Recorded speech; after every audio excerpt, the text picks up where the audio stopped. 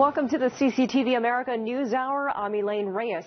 We begin with a major development in the search for Malaysia Airlines flight MH370. There are reports the plane was way off course when it disappeared. There has been no sign of the flight from Kuala Lumpur to Beijing since early Saturday. According to Malaysian military sources, radar shows the missing Boeing 777 veered off course around 1:30 a.m. and made it to the Malacca Strait around 2:40 a.m. That is hundreds of kilometers away from its last recorded location. Our coverage begins with Ryan Meltzer live in Kuala Lumpur, where the flight originated. Ryan, what's the latest on the search and rescue efforts there at this hour? Well, those reports are not confirmed. In fact, we haven't heard anything official from Malaysia's military for more than 2 days now, and we haven't heard from the Civil Aviation Authority for a day and a half at least. Yesterday, the only briefing we got was from the police. So we cannot say categorically that the plane did veer off course. All we have heard from the military officially is that radar records indicate it may have tried to make a U-turn. But clearly Malaysia's authorities are now not shifting their focus, but they have another focus of this search, which is completely on the opposite side of the peninsula from where the search began. Now, any plane that was doing a U-turn would never have to return to Kuala Lumpur. There are two airports on the northeast coast where they could easily have landed. If they crossed the peninsula, they would have been crossing areas of deep jungle, quite remote areas. And then if they made it to the Malacca Strait, well, that's another huge area to search. But they are searching there by air and by sea with help from Indonesia and others, including the US, I believe. So now they're basically looking on two sides of the Malaysian peninsula at the same time. It's raising a lot of questions, but it's also exposing gaps in the information that we're receiving. You know, why is it that we've waited more than 2 days to hear any reports from the military if this is in fact true?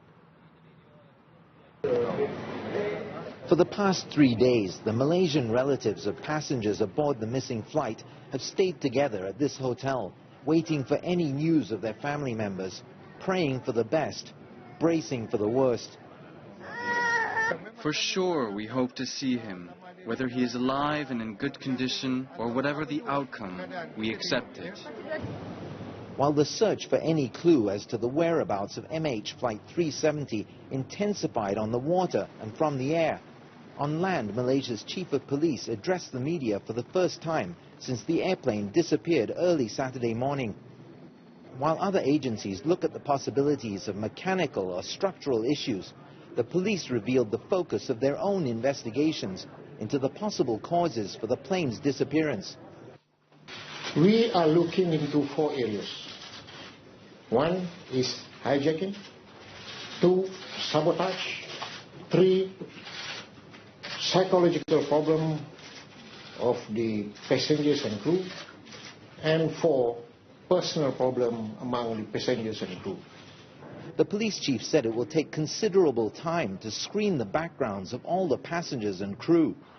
But authorities have made key breakthroughs in their investigations into the 2 men who boarded the flight using stolen European passports. They believe both men were Iranian and have identified one of them, a 19-year-old they think was trying to migrate to Europe. The police chief said the young man's mother lives in Germany and contacted Malaysian authorities when her son failed to arrive as planned. Another relative now deeply worried about the fate of their loved one aboard Flight 370.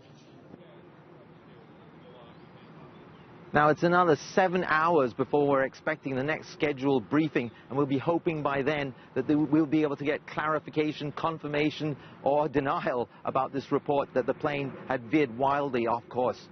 All right, Ryan Meltzer live in Kuala Lumpur. Thanks for that update.